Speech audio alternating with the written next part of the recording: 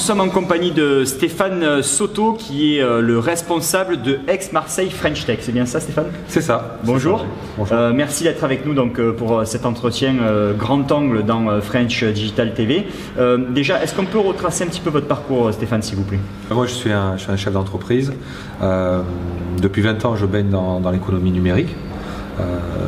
En tant que directeur commercial market et com d'un grand leader francophone des systèmes d'information les 10 premières années de ma vie. Depuis, je suis entrepreneur et donc j'ai 2 entreprises que je mène de front avec la direction de Made in Soft, association que nous avons créée en 2003 qui fédère l'industrie digitale locale et depuis peu d'Aix-Marseille French Tech.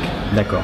Qui est le label que Made in Soft opère. Exactement, un label qui est tout jeune. Donc pour retracer un petit peu l'écosystème justement de Aix-Marseille, combien d'entreprises, à quoi ça ressemble?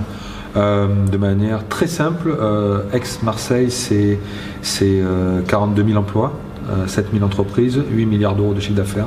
D'accord. C'est un écosystème qui se porte plutôt très bien, avec de grands leaders, de belles entreprises aux croissances assez rapides.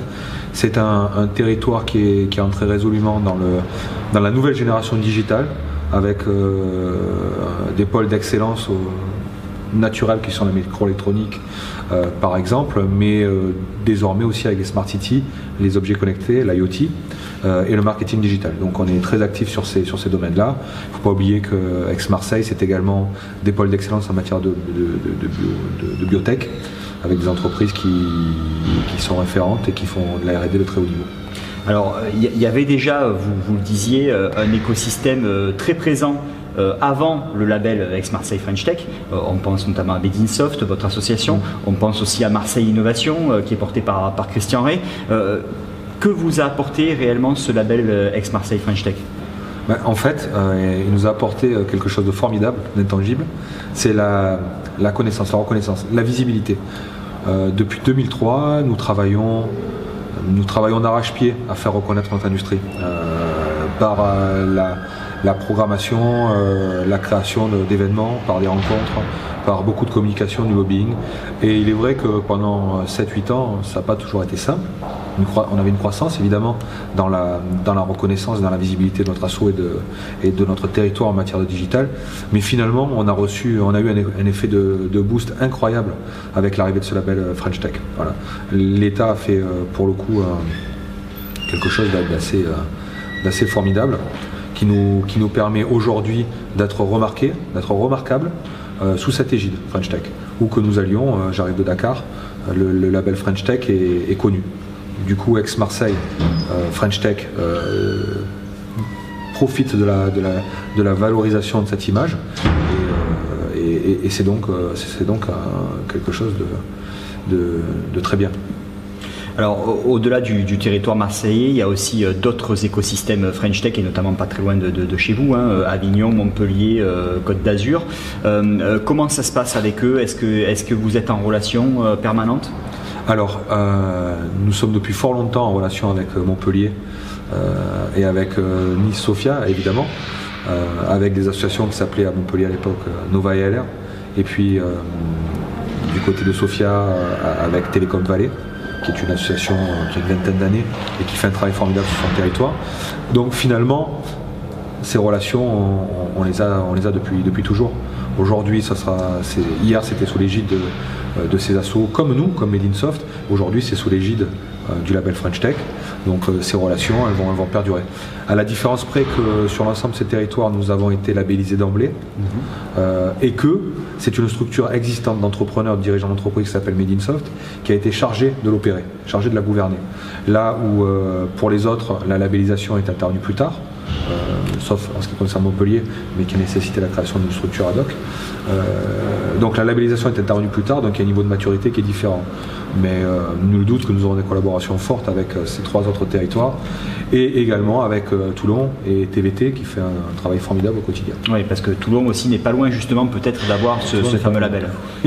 Oui, géographiquement parlant, effectivement, mais aussi en termes de puissance économique, Toulon peut être considéré aussi comme un 5e label French Tech près d'ici. Comme un 5e label French Tech et un peu plus loin aussi avec la Corse et Corsican Tech qui qui également fait apparemment du très bon travail. On va les rencontrer trop prochainement. Puis vous savez que la communauté corse est quand même très présente ici, oui, donc, tout à fait. Donc ça paraît également tout naturel. Alors justement, on en vient à cette idée, un peu folle pour certains, mais réelle pour d'autres.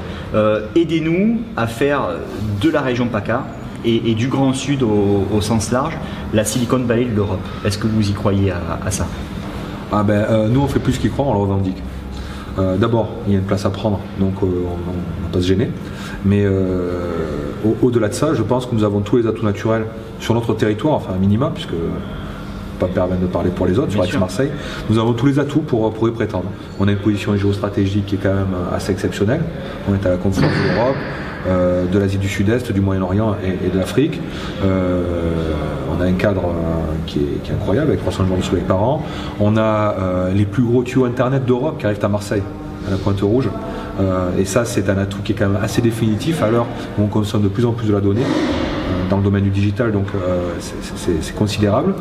On a une université de tout premier plan, la plus grande université francophone du monde est Aix-Marseille Université, AMU, avec 75 000 étudiants, je crois, et dont 10 000 étrangers, sur une centaine de milliers d'étudiants.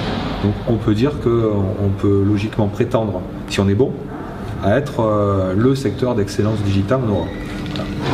Alors, le savoir-faire, je pense que vous l'avez, c'est indéniable.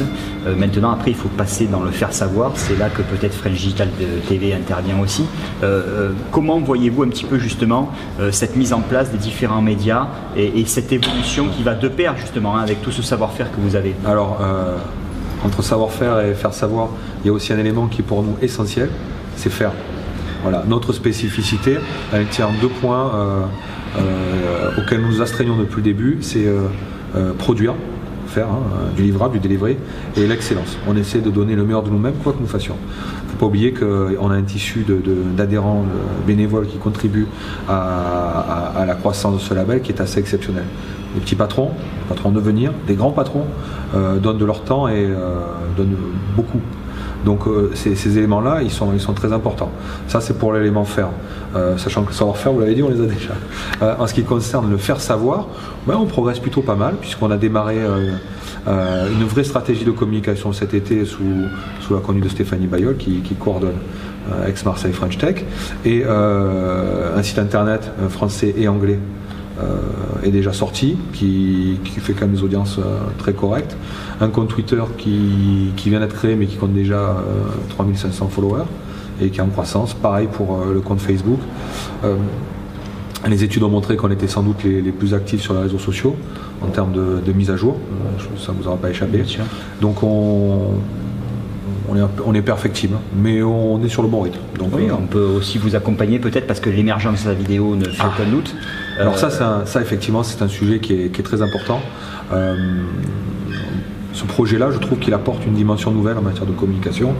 On n'a pas aujourd'hui véritablement de médias, de web TV dédiés, et avoir eu l'idée d'une web TV qui opère sur tout l'arc méditerranéen, et qui soit axé sur l'actu digital, c'est une super idée. Donc longue vie à French Digital TV. Merci beaucoup, Monsieur Soto.